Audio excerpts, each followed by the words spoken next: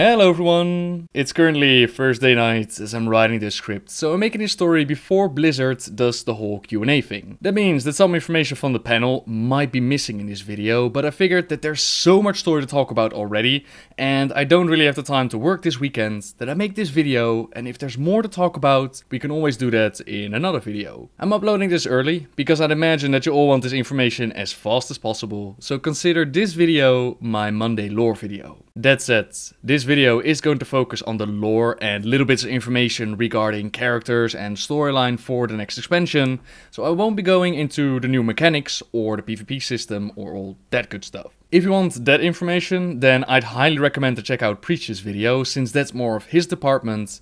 Right here, we're gonna talk about the storyline. Also, for those who are like, this is a long video, do you perhaps have a shorter version for me?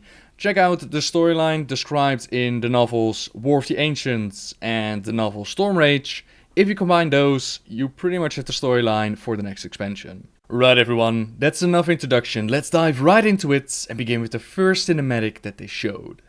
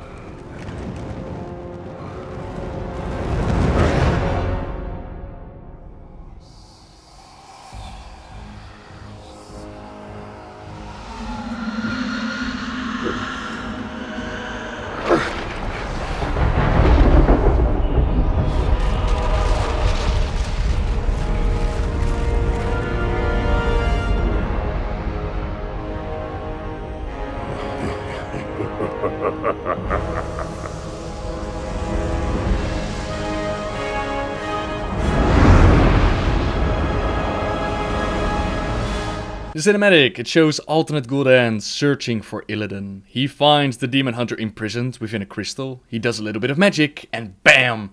Illidan's tattoos reignite. From this, my first feeling was, oh boy, we're going directly into another Legion expansion after just dealing with the Legion, but wait, there's more. On Draenor, old rivals sought to bring Azeroth to its knees.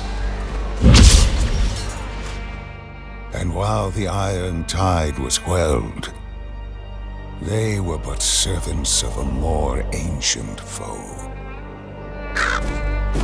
that has not forgotten our defiance.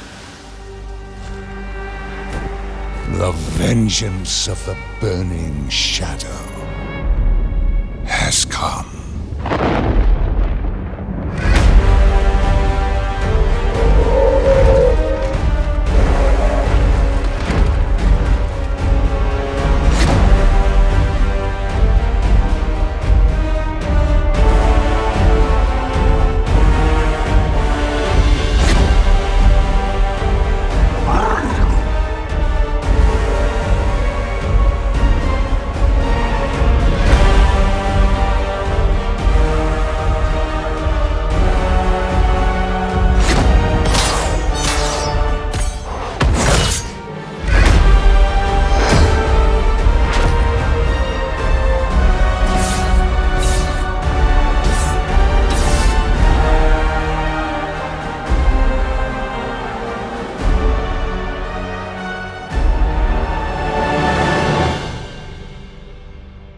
And in our most desperate hour, we must wield the power of the enemy against them.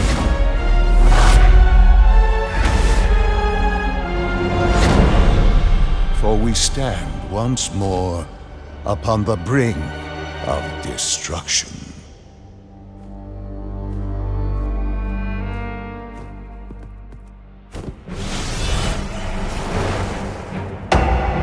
The Burning Legion has returned.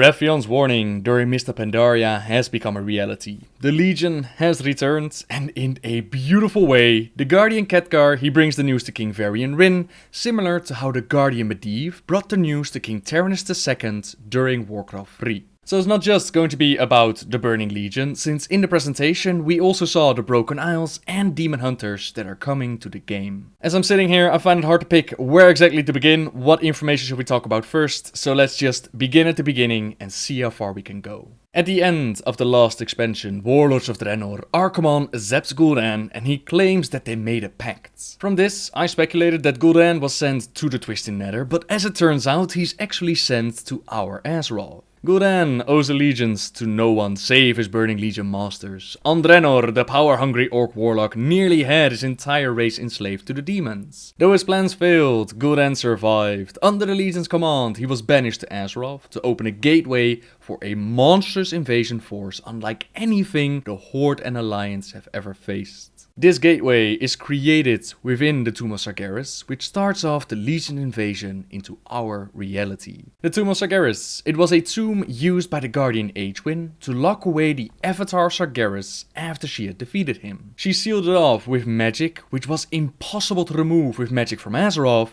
but she didn't count on the orcs from Draenor, which is a different planet. Our Gul'dan also found the Tomb of Sargeras. He opened it up in search for more power, but all he found was his own demise. Later, Illidan Stormrage made his way to the tomb to collect the Eye of Sargeras and used this powerful artifact to destroy the Lich King. As the Warden Maiev hunted Illidan, he brought down the tomb on her and her soldiers, but Maiev was able to blink out of there while her troops died a horrible death as the tomb crashed upon them. Apparently, Ultimate Gul'dan has relocated the tomb. He opened it up and somehow created a very powerful portal, despite Khadgar trying to stop him. I wonder if this alternate version, as he's going through the Tomb of Sargeras, encounters the remains of our Gul'dan, or perhaps even the journal that was written in blood explaining how our Gul'dan died. Creepy thoughts, to be honest, but that's it. I haven't really figured out yet why or how Gul'dan ends up in the Vault of the Wardens. That's the location where in the cinematic he finds Illidan. It's not the Tomb of Sargeras, so the reason to that is still a mystery. Illidan's description says, after the fall of the Black Temple, the corpse of the Lord of Outland, Illidan Stormrage, disappeared. No one knows the true fate of Illidan's remains, but legend holds that the Warden Maiev Shadowsong, she took his broken body to the Vault of the Wardens so that Illidan's dark, lingering soul could suffer the rest of his eternal sentence. Along with his followers, the feared Illidari, justice to be forever served. Illidan's dark, lingering soul. Does that mean his soul is still trapped within his body all this time? Well, that would blow the speculation of him going to the Twisty Nether out of the water. And it looks like Gul'dan, he gives Illidan some nice fell energies, which reignite his tattoos and most likely bring him back to life. They'll probably have an awkward conversation after waking up, since Illidan, he consumed the powers of our Gul'dan from his skull. He then spent his time on top of the Black Temple, communicating with the skull of Gul'dan. That's going to be an awkward conversation, to be honest. And what team will Illidan play for? My speculation is that he'll start off as a servant or minion of the Legion, but later he'll switch sides and he'll try to do good. People have been asking for Illidan to return for so many years, and even Chris Madsen said that he loves a good redemption story, so that would be my guess. Now with the return of Illidan, we also get a new hero class, the Demon Hunters. They start at a high level, so you can easily flow into the new content. They didn't specify what level, so we don't know. You first come into our storyline after being awoken in the Vault of the Wardens, very similar to how Illidan has been woken up. The Wardens decide to wake up these Demon Hunters, desperate for their help against the Burning Legion. Now all these Demon Hunters were placed there by Maiev Shadowsong, which we can read in her description, which says, if the Watchers are infamous among the Night Elves, Maiev Shadowsong is a legend. Famed for her uncanny ability to capture any enemy, Maiev tracked Illidan Stormrage, the betrayer, all the way to the Black Temple in Outlands. After his demise, she imprisoned his surviving followers, the Illidari, vowing never to allow the fell-touched Demon Hunters to roam free ever again. Last we heard of Maiev was when she tried to kill Malfurion in the novel Stormrage, as they were accepting the Highborn and magic back into Night Elf society. But her brother Jared Shadowsong, he saved Malfurion's life and he scared his sister away. It's uncertain where she currently is, and as much as I would love Maiev to team up with Illidan, I fear with a description like that she's going to be pretty pissed off at releasing all these demon hunters. Another cool bit for the Demon Hunter storyline is that they're going to get a starting area similar to the Death Knights, which takes place around 10 years ago. This story is told from Illidan's point of view, the way that I understand it, and people are assaulting the Black Temple. Illidan decides to send his Illidari on a crucial suicide mission to a completely different world. I think they called this world Mardum. I think that was the way they pronounced it. This is the world that the Titan Sargeras, when he was good, he created this planet and he used it to imprison and capture the demons that he found in the Great Dark Beyond. And when Sargeras turned evil, when he found out that the Titan's mission was futile, this is the world that he shattered. Here is the location where he unleashed all those that he banished and he formed the Burning Legion. Demon hunters get to see and visit this planet, which is just enough reason for me to make a demon hunter just to see this planet. They'll do whatever they need to do there, and then we'll move to the present time, where we'll go through the secret halls of the Vault of the Wardens. When all is said and done, we'll learn what it means to be a demon hunter and understand the true meaning of sacrifice. Later on, we'll actually go back to the Vault of the Wardens as a dungeon, and there we'll begin our hunt for Illidan. We're going to discover more about Gul'dan's plans, and we're going to face off against some dangerous creatures, since the demon hunters, they were not the only things locked away there. So Gul'dan, he's allowing for a legion invasion the size of which Azeroth has never seen before, and they describe this as apparently it's going to be even bigger than what we faced during the War of the Ancients, and that war, well, it resulted in the world of Kalimdor splitting apart into the different continents that we see today. So that's definitely saying something. They're apparently trying to summon the Dark Titan Sargeras, so it's very similar to the War of the Ancients. Khadgar rings the bell and he summons the troops, to which we track down the source of the invasion at the Broken Shores. We take the fight to Gul'dan and his demonic armies that are there, and after the fight at the tomb, our story will actually really begin. This is just the introduction to the storyline, similar to the assault of the Dark Portal for Warcraft of Draenor, but this one isn't going to end so well. Apparently, we're going to be surprised and we're going to be shocked once the dust settles of it all on the Broken Shores. We'll wake up to a world on fire. We will be able to wield fabled artifacts of those we have lost and those who have lost hope. This is the new artifact system, which they're introducing, in which we go across the world and we're gonna get our hands on some mighty legendary weapons. They were talking about the Ashbringer, the Shards of Frostmourne, Sylvanas her bow, the First Guardian staff, Emperor Shao Hao's weapon. These are some really important weapons throughout the lore, and it really has some massive potential. I'm really hyped about this because they explained it as in you're going to follow a journey behind the weapon and you can decide what journey that's going to be. It's going to be for different specs, I believe, and each different spec gets a different weapon with a different storyline. I'm curious what they can come up with. They mentioned as an example a warrior that will go out to find some legendary weapons made out of Deathwing skills. Stuff like that sounds really cool to me, but then they also mentioned the Shards of Frostmourne that are just chilling at the bottom of Icecrown. People have been asking about these shards for ages. They constantly hinted at it and kept it a secret, and now apparently nobody checked the bottom of Icecrown for these shards and they've just been waiting there. It is just an example, of course. They could still change it, anything can happen in between. It was just a little bit of a silly explanation. And next to that, how legendary are these legendary weapons going to be if everybody is running around with them? I remember when they explained why you weren't allowed to transmog legendaries, because that would defeat the purpose of being a legendary. And now apparently there are going to be multiple people running around with multiple Doomhammers, Ashbringers, Shards of Frostmourne. I wonder how that's going to work out, and I wonder which characters will perish and which characters will despair. If the Ashbringer is up for grabs, does that mean that Tyrion bites the dust, or is he giving up? What about Thrall and his legendary Doomhammer? We're going to be shocked and surprised. I wonder how that's all going to play out, and I can't wait to see it. As much as the idea of everybody with a legendary, I'm kind of mad about it.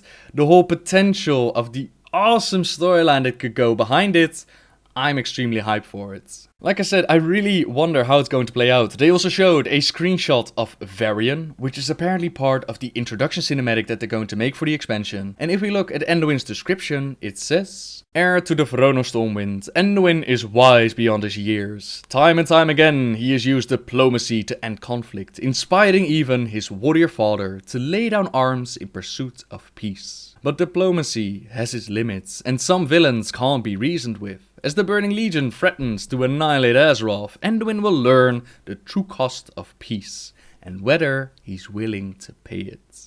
I'm not sure if I would agree with calling Anduin wise, considering what happened to the Veil in Pandaria. Regardless of that though, it seems like they're finally going to push Anduin a little bit more and give him some more story development. The true cost of peace and whether he's willing to pay it. What that means, nobody knows, but what a great expansion to finally put Anduin on the path as he was seen in Valen's vision. Remember Valen's vision from the short story? He saw Anduin leading the army of light against darkness. I'm not a massive fan of Anduin's character, but there's definitely potential. So after the whole Storm the Portal thing, the world is apparently burning and we go ahead with our adventures on the Broken Isles. The Broken Isles is a land at the heart of Azeroth that's long forgotten. 10,000 years ago, before the Great Sundering, a vast, bustling Night Elf civilization lived here. Now all that's left are the bones of that civilization, a graveyard of sorts, with different areas to explore. Our main mission is to restore peace to a world on the brink of annihilation, and the whole world burning thing, it has the Alliance and Horde wrecked, the going at each other's throats,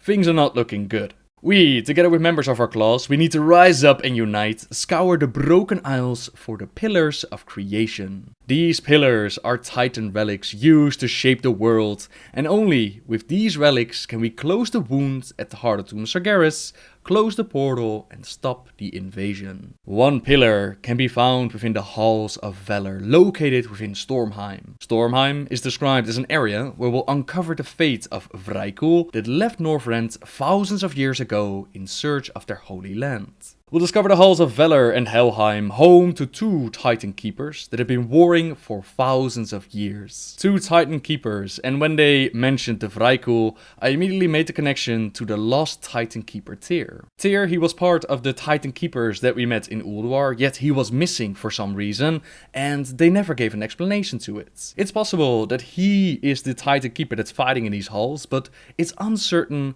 who the other Titan Keeper would be. We'll also learn of the origin of the Valkyr and the Gavaldir as we ride the massive ship of souls, which I think they called the Naglivor or something like that, and we'll ride it into the maw of hell. All the while, we'll be fighting the Vrykul's God King and his minions, who are now part of the Burning Legion. So it's a heaven and hell kind of deal, which are apparently going to be two dungeons, with the pillar being located in the heaven part, called the Halls of Valor. In the clouds above Stormheim, the greatest warriors of the Vrykul are called here. This is their reward for being the greatest. While seeking the pillar, we're contending with the leader of the Vrykul, the God King, who's apparently willingly working for the Legion. We need to prove ourselves worthy, so we may claim it instead of their God King, and we'll also learn more about the Valkyr, not Sylvanas or Valkyr. These are the more pure and holy Valkyr, the warriors of light. But on the opposite side of heaven, we have Helheim. This dungeon is going to be similar to the Grimrill Depot, as in you're on a moving vehicle, you're going to go through rough, stormy seas on a ship with cursed spirits.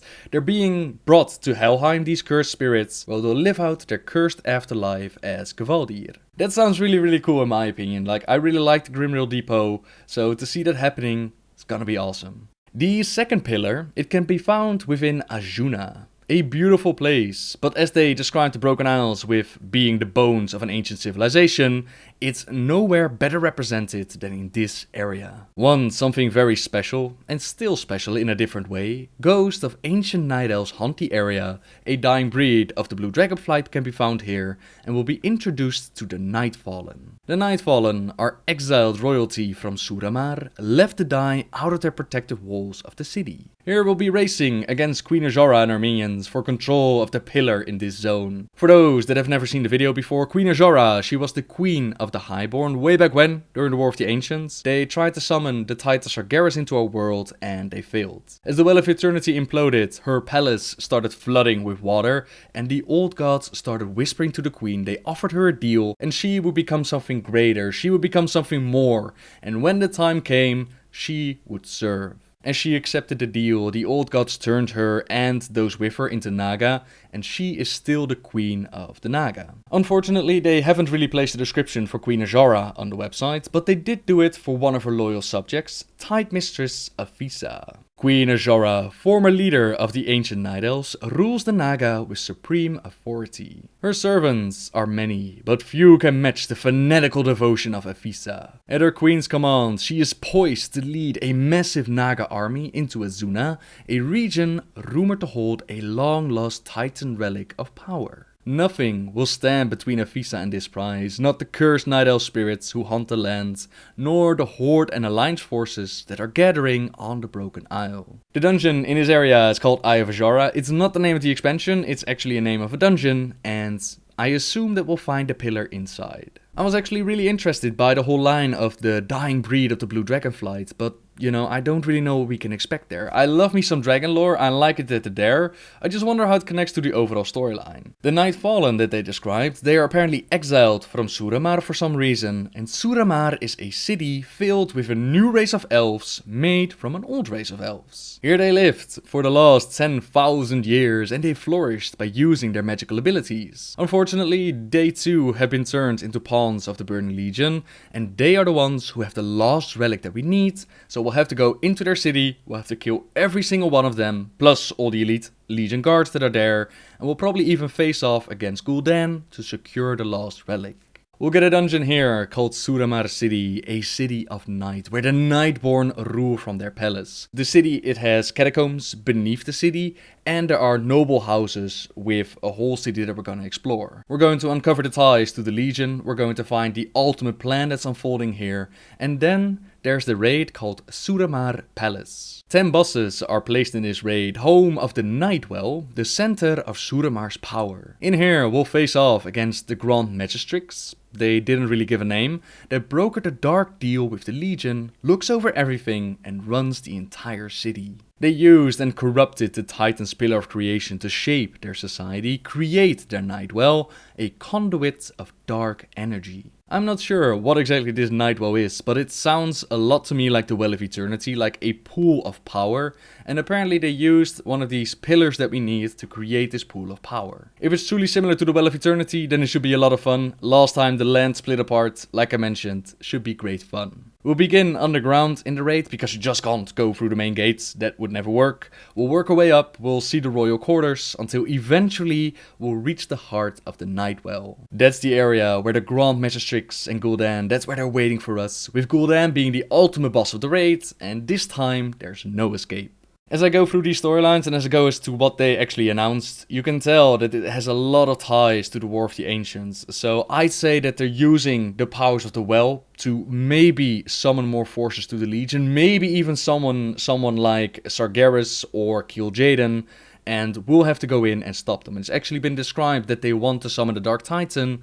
Perhaps this is the location where they're trying to do it. The final pillar can be found within Highmountain, and this is the highest point of the Broken Isles. The terrain is rough, the biggest and strongest creatures live in this area, which of course means that there's none other than Hemet Nessuary that can be found in this area. It's also home to the Highmountain Taurens, which is a new race of Taurens apparently, and they are the keepers of the relic of Khaz'goroth. Dargul the Underking, the enemy to these Taurens, he has a description on the website which says the following. For centuries, the Tauren and the Drokbar tribes of Highmountain lived in peace. But soon after the Legion's arrival, a Drokbar leader named Dargul the Underking destroyed the unity and stole the hammer of Khaz'goroth, a powerful artifact protected by the Highmountain Tauren. Using the terrible power of the hammer, the Underking intends to take control of Highmountain. Khaz'goroth, for those unaware, Khaz'goroth was a Titan. In fact, he was actually part of the Pantheon, which are the leaders of the Titans. He was the one who blessed the Earth Warden Neltharion, that most of you know as Deathwing, and he made him the aspect of Earth. It's no surprise that within Highmountain we'll actually find Neltharion's lair, the area where he spent his time listening to the whispers of the old gods, slowly going mad, until he finally revealed his madness during the War of the Ancients. He convinced the other aspects to place a portion of their power within the Dragon Soul, which he told them that they would use against the Legion, but he also used it against the Night Elves and his fellow dragons. We're going to visit his lair, seek some answers, the lair that has now become the center of the Drogbar society, a rocky, fierce, brutal warrior race, so that means a lot of fighting, a lot of killing, maybe even Raffion is gonna show up, and we're going to recover the pillar from their chieftain. Now of course, there are more zones within the Broken Isles, it's not all about the pillars. We have Azshara, for example. Once this area was a pinnacle of druidism on Azeroth, now it's a forgotten druid refuge. This is the place where so long ago Malfurion Stormrage became the first druid trained by the demigod Cenarius. In this area we'll face Xavius and his massive satyr army, who's trying to unleash the Emerald Nightmare into the world. We'll meet up with the demigods like Cenarius, we'll see the aspects like Ysera, all of that to help us fight back the Nightmare. If we can't stop the Nightmare, then collecting the pillars and stopping the Legion would be for nothing. We're going into the Emerald Nightmare itself, we're going to dispense some delicious justice, and of course we're gonna get a couple of big glimpses into the Emerald Dream. This means that those who've requested the Emerald Dream to be part of the game for so very long, you'll finally see your wishes fulfilled. What is the Emerald Dream, you might ask? The Emerald Dream is a realm, sort of say, created by the Titans, and it's described as the blueprint of Azeroth. Basically, it's the world as it would have been without any external influences. Where in the normal world, you'd see, for example, Stormwind. Inside the Emerald Dream, you'll just see the area as it was in the beginning. Maybe it was a grassy area or just a deserted area. You won't see Stormwind Keep. Anyway, so it's just like the planet was at the very beginning. The Emerald Nightmare is a corruption of the Emerald Dream created by Xavius with the help of the old god N'Zoth. Xavius' description says, Xavius once terrorized Azeroth with an affliction that almost obliterated the walls between reality and dream. His machinations ended in defeat, but he has been given another chance at vengeance. Now Xavius leads the conquest of Azshara, where the tainted world tree Shaladrassil spreads the Emerald Nightmare's corruption. With an army of vile satyrs at his command, Xavius will stop at nothing to vanquish all who oppose the Burning Legion. So the background for Xavius, he used to be a highborn, loyal to Queen Azshara, as he was trying to summon Sargeras into the world. Again, War of the Ancients. Malfurion prevented the summoning. Xavius' soul was captured by Sargeras, who decided to transform his soul and give him a new purpose. Sent back by Sargeras as the first satyr, Xavius continued on bringing Sargeras into the world, as well as converting more of the highborn into satyrs. Eventually, Malfurion turned Xavius into a tree, and you might wonder, when did they stop him from obliterating the walls between reality and the dream? That storyline was done in the novel Stormrage, where pretty much the exact same thing happened. Xavius and N'Zoth, they tried to corrupt the world, spread the Emerald Nightmare, but they were stopped by Malfurion and their friends. It seems like the same events are going to happen, like they rebooted the story, Xavius is brought back, Malfurion is captured again. It seems like the events of Stormrage are going to happen again, only this time we'll be the ones saving the day. Maybe Fura's gonna show up with the Exabroxy Guard, that would be really cool, but we're gonna be the ones helping out and saving the day. Like I said, even Malfurion is going to be captured again. He's going to be placed within the dungeon called Darkheart Thickets, located within Azshara. We'll go in to save Malfurion of the corruption and the clutches of the Nightmare. This dungeon is at the base of the World Tree, while later on we'll actually start to climb the top of the tree as we go through the raid, simply called the Emerald Nightmare. In this raid, we get the party with Cenarius. We're gonna face off against Xavius himself. We're gonna confront him at the heart of the Nightmare, which will end the corruption of the dream once and for all. So it is a little bit of a reboot of the storyline that we've already seen, only this time we're actually going to completely cleanse the Nightmare and we're going to solve that problem. It makes me wonder if we'll actually see the old god N'Zoth pop up in the expansion. That would be really cool, but he hasn't been announced or mentioned at all. Another dungeon that you can find in Azshara is the Obsidian Fortress of Blackrook Hold.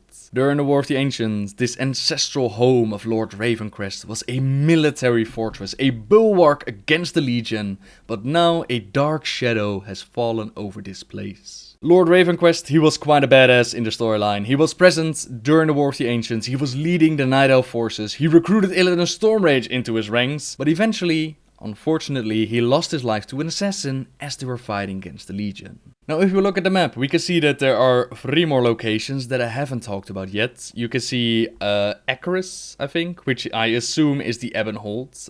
We have Tal Dranaf, but neither one of those actually received any information or explanation. And Tal Dranaf has even been removed from another map picture, so that's been kept in the dark. Now Dalaran is the final location, which means that the floating city is coming with us and its new leader is Khadgar. Last we heard was that Jaina was leading the Kirin Tor and Dalaran, and their explanation, it was very weird. The person on stage said that he couldn't give any details about Jaina except that she was mad or something like that, but if we look at Khadgar's description, it says, though he was unable to stop Gul'dan from opening the Tomb of Sargeras, allowing the Legion to flood into Azeroth once more, Khadgar is determined to find the means to reseal the portal and foil the Legion's invasion. He knows that the combined forces of the greatest champions of Azeroth are necessary to succeed, even as dissenting voices speak against a coalition and risk ultimate destruction by the demons. I wonder if that's the reason why Jaina has left Dalaran. Did they reignite her hatred towards the Horde or the Blood Elves? I would imagine that someone like Khadgar would invite any to stand with him against the Legion. He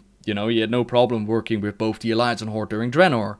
And perhaps Jaina was unable to get over it, or perhaps there's a different explanation. Regardless, Dalaran is coming with us, led by Khadgar, and the Violet Hold will be a dungeon once again. As it comes closer and closer to the Tomb of Sargeras, within the Violet Hold, mysteries and secrets will come to the surface. We'll learn more about the origin of Dalaran, the origin of mages, and the origins of the world itself. Origin lore is always brilliant, so call me excited. That's the last dungeon we can talk about, ladies and gentlemen, but there are 2 more characters described on the website. First off, Gen Greymane. In recent years, the grizzled ruler of Gilneas has suffered many hardships. His son and his nation fell to the Banshee Queen Sylvanas and the Forsaken, and he nearly lost his humanity to the Worgen curse. Yet from their tragedies, Gen has found new strength and courage. He is determined to fight tooth and claw against any enemy that threatens the safety of the Alliance. And then second of all, Sylvanas, of course. The Forsaken's ruthless leader is a formidable champion of her people. But with the Burning Legion's invasion, the stakes for the Dark Lady have never been higher. Should Sylvanas perish, her demise will be the beginning of her eternal damnation. All that stand between her and this doom are her Valkyr, yet few of these spirit guardians remain. As her fate etches closer to the abyss, Sylvanas must decide how far she'll go to protect her people, and whether they're more precious to her than her soul. Awesome. Finally, some story development between these 2 characters, and we can only speculate as to how this all will go down. It could very well be that Gilneas is going to be some world PvP area with Alliance and Horde fighting each other over dominance. Last we heard was, as far as I know, at the end of the Rogue Legendary questline, but they kept the whole Gilneas storyline open. As far as I know, it's still contested between Alliance and Hordes. And with Sylvanas creeping closer to the edge of the abyss, and the announcement that we'll learn more about the origin of the Valkyr, some really interesting lore could develop. Not to mention that they've again said that Illyria and Turellian are making a return, so who knows what bringing the oldest sister back is going to do. Illyria and Turellian, they've also been a fan request for years, and apparently this expansion is all about pleasing the fans. Last we heard from these 2 was at the end of the novel Beyond the Dark Portal, where they saved the world of Azeroth by closing the Dark Portal on Draenor's side as the planet of Draenor transformed into Outland. Nobody knows what happened to them after that. Not even Khadgar can give an explanation, even though he was there. He can't explain what happened to his friends and why they weren't part of the Burning Crusade expansion. It's been speculated that these 2 have been busy fighting the Legion within the Twisted Nether, and now that this massive rift is going to open up within the Tomb of Sargeras, perhaps this is going to be the gateway to come back to Azeroth. I almost fear to believe that they're actually coming back. It's been said so many times now. Let's just cross our fingers and time will tell. Right everyone, I think that's about all I can say for the expansion at this moment. I'm sure that a lot of questions and information will pop up over time. My questions right now that I've seen is what's exactly going to happen to Rephion, Azshara, Velen, Medan perhaps? How will this flow into the next patches? Is the old god N'Zoth, Azshara, Kil'jaeden or perhaps even Sargeras going to be part of what's coming next? I actually got this one tweeted to me. If Gul'dan raised the Broken Isles from the ocean, how can there be Night Elves which are over 10,000 years old? Is the explanation going to be magic? Will Kilrog's vision become a reality of us standing with Khadgar against the Legion? And will Magni Bronzebeard return, since he's part of the Ashbringer description? Hopefully we'll soon find out more. There is going to be a Q&A panel, I think, where they're going to go deeper into the announcement, so who knows what's going to come for information. But for now, I think it's time to call it a night.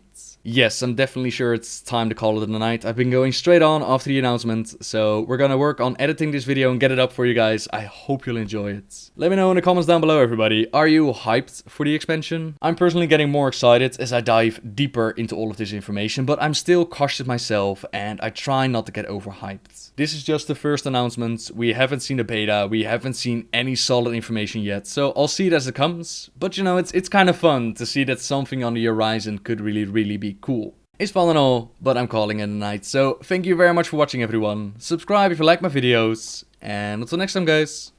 See ya!